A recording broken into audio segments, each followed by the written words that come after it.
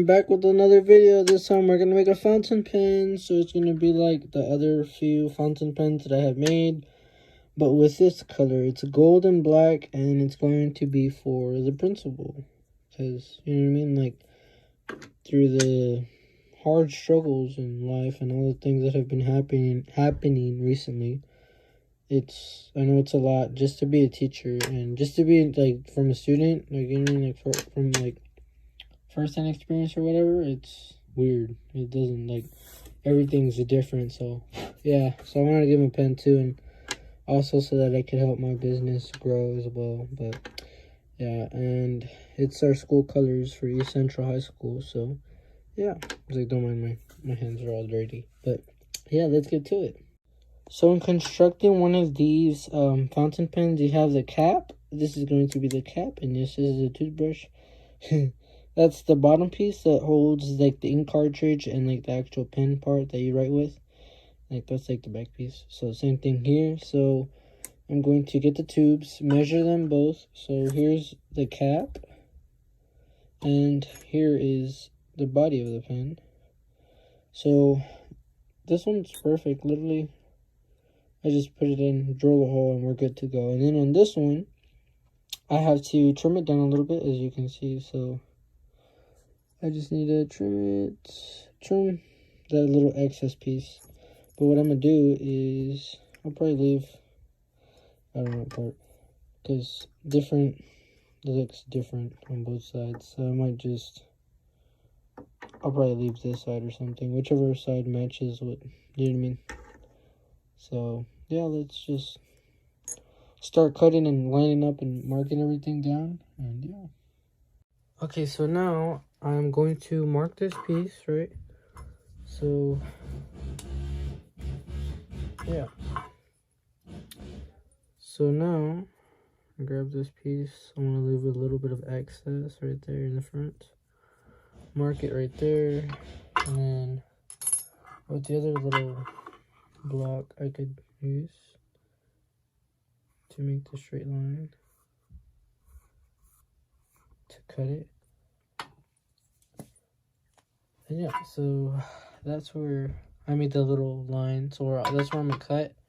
And once I have that cut, I'll start drilling the holes. So here's a time lapse of me cutting it, because it's gonna take forever for me to cut it in regular time.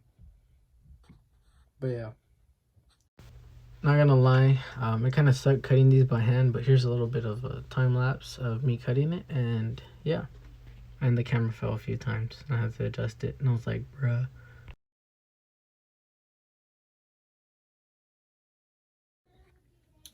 Okay, so now I have both pieces cut. So this is the cap, and this is the body. This is one of the drill bits, one out of the two drill bits that I'm going to be using. I'm going to be using a 25/64 drill bit. So this is for the body, so this is for that piece. And the 1532 is for the cap. It's a lot thicker, and yeah, so pretty much. And when using these type of drill bits, they are really sharp from what I know, and you can cut yourself. So anytime you deal with drill bits in general, you should be very careful so that you don't cut yourself. And I also have this little tool that I got, right? You put it on, like, it has two of those little bumpers that you set the piece of acrylic on, and it holds it. So then you just put it on there and it lines it up. And then with the Sharpie, you just mark it. You do it to both sides, and it just leaves an X on there so you know where to drill. But it's kind of hard to do it with a thick Sharpie, so let me just get my other Sharpie real quick. And yeah, so when doing this, it doesn't, like, sometimes it won't look straight. It might not be straight, but it's the same thing. Usually I eyeball it, but ever since I got this, I'll just do double lines just in case. because sometimes the lines are different. And I'll make like a double X, as you can see, so I'll drill like in that little square so that I know that I'm doing it right. That's how I do it. But before, I would grab a ruler and put it from there to there, and then I just trace it with a pencil. And like this. It was a bit easier doing it like that, but yeah, that was like it wasn't too fun doing that, I guess. And then I bought this, so I was like, I want to try it like this. I've had this for quite a while, as you can see, so it's just, it still comes in handy, but sometimes it's just a little off. But other than that, it works pretty good. So yeah, we do both sides. You just get it in there, and pretty much you're done. So let's get to the drilling part. And I'm gonna do a time lapse so that it doesn't take forever. So let's get to the time lapse. Alright, so here's a time lapse of drilling both blanks. And when you use the bigger drill bits, you just want to be more careful. You want to go slower, and you just want to watch where the drill bit's going, like if it's going straight or if it's going angled, because that can determine how the hole comes out. So both of these holes came out really straight, and yep, that's pretty good. Sometimes you drill them and they'll go in at an angle, or they come out a little weird. So now let's get ready to put the brass tubes on the inside.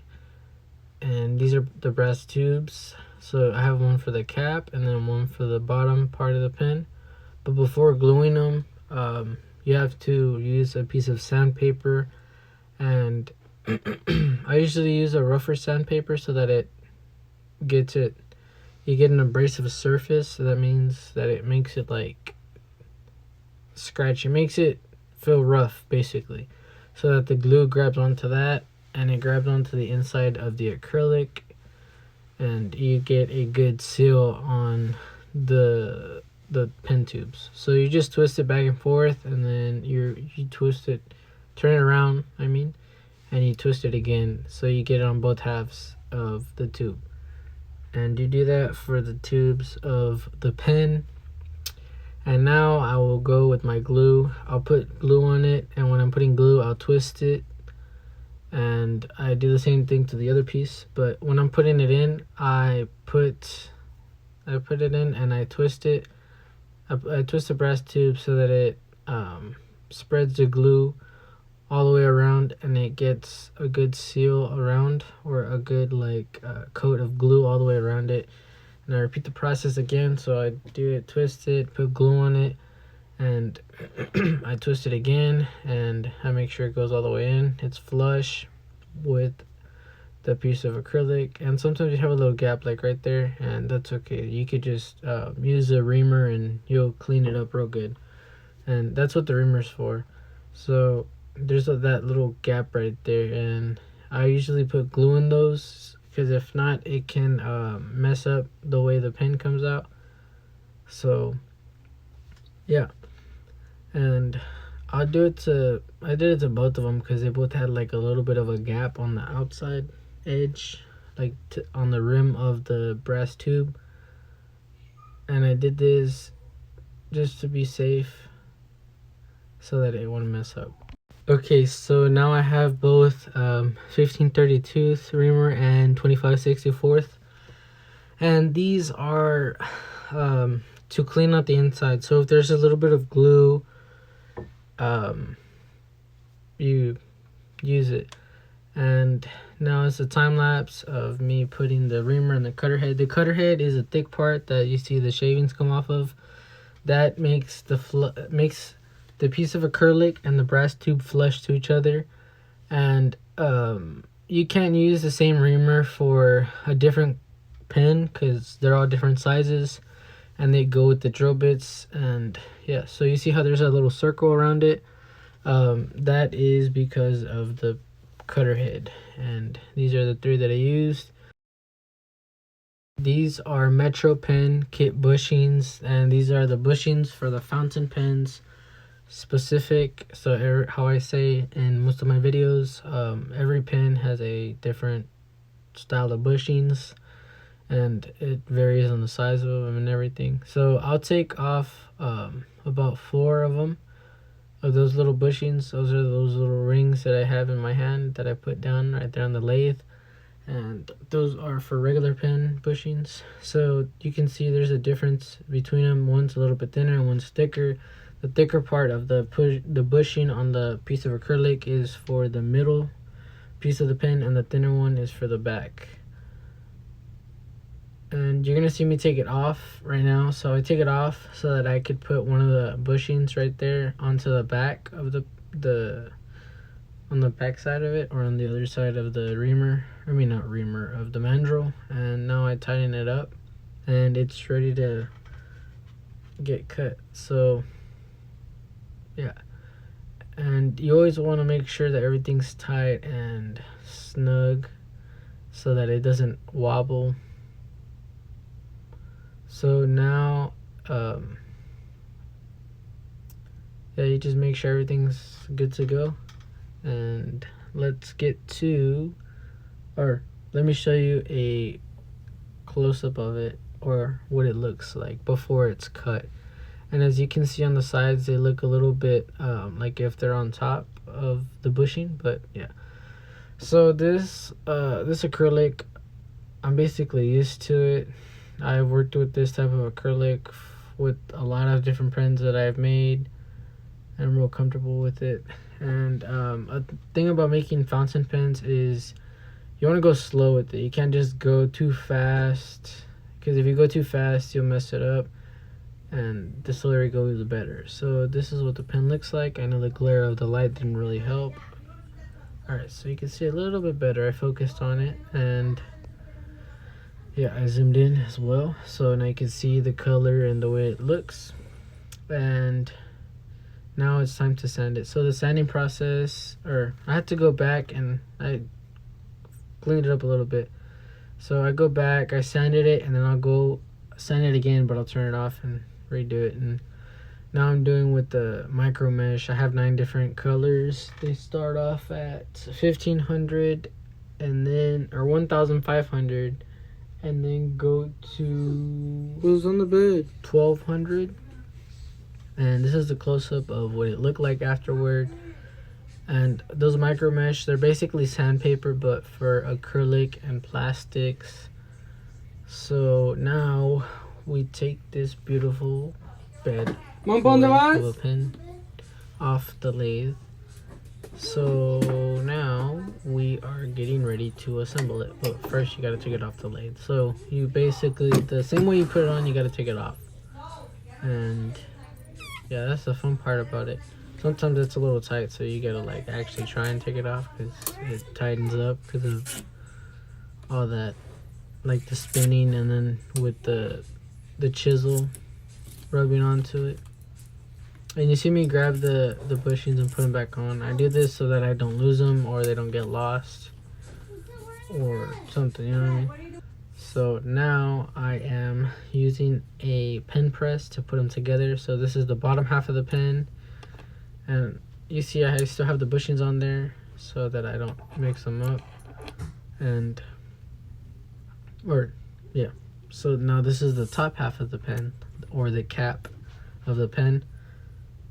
And usually when I make pens like this, or any type of pen that I'm not used to or familiar with, I will have the pen kit laid out with all the materials in the order that it needs to be, so that I know what order it goes in. And I do this so that when I'm putting it together, I don't mix a part, or I don't reverse it or twist it or something. So basically it helps me keep the pen organized so that I can assemble it properly. Because there's been times where I'll put stuff together and I put it the wrong way, and I'm just like, are you serious? And I have to take it apart. And at the time, I didn't have the tools to take apart the pens, so it kind of sucked. But you learn as you go. So here we have the ink cartridge. These are disposable, and then you have your pieces for the cap of the fountain pen, and these are in gold. This one piece is closed and the other is opened, and then you have your back pieces for the pen. So you have the pen, you have the part where the nib of the pen goes, so like the tip of the pen where it goes into. This is an ink well. So these you don't throw away, you can reuse them because they have that little pump, as you can see. So it's basically like a syringe but for ink for these pens. And that little black piece is so that it can screw on. So like the body of the pen can screw onto the cap of the pen. And you also have a clip, or no, I mean the nib of the pen. It has a little clear piece so that it protects it, keeps it pretty, and prevents it from getting scratched or damaged. And then you have your clip. So this is one of the pieces that you can put on there if you want, depending on the size of the pen or the thickness, because I've made pens to where I won't put them on there because they're too wide from the back of the pen, but it just varies. So when I put this pen together, I use a little bit of crazy glue to make sure that it stays together, because there's been times where I put them together and they slide out because they're not tight enough, like they have a little bit of an opening. I don't know, yeah, something like that. Alright, so when I put these together, I use a pen press in the background, and that's specifically made for pens. And I recently bought one that you can use so that you can remove or take apart a pen. It works pretty good. So I'm using stick fast glue. I put a little bit of it, very small amount. I twist it around, and now I will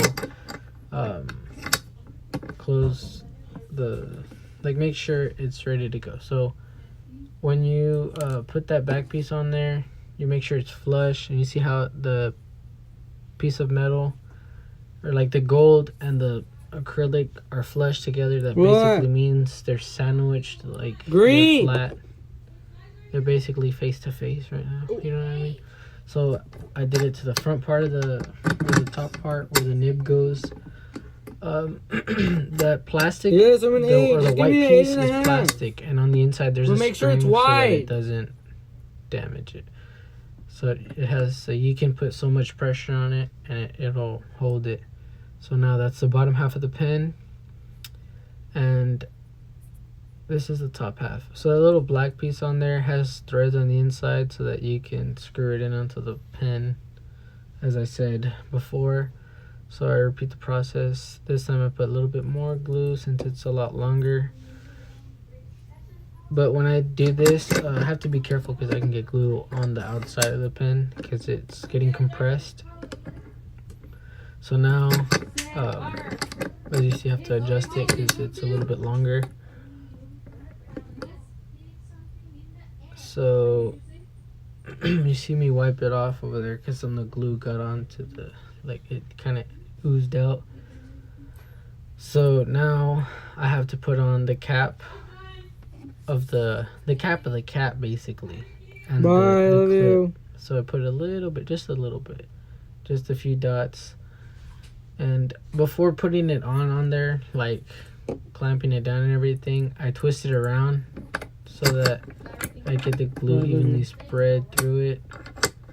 And I use the pen press to make sure that it's flush together, and yep, it's basically ready to go after this.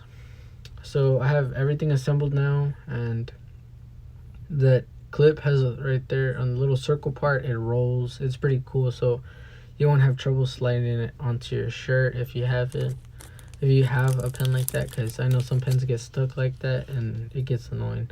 So this is the nib of the pen. This is what you write with. And yeah, let me get the ink cartridge. So when putting on the ink cartridge, you have to be careful. You can't force it on there. And when you put it on there, you hear a click. And there's a little BB in there.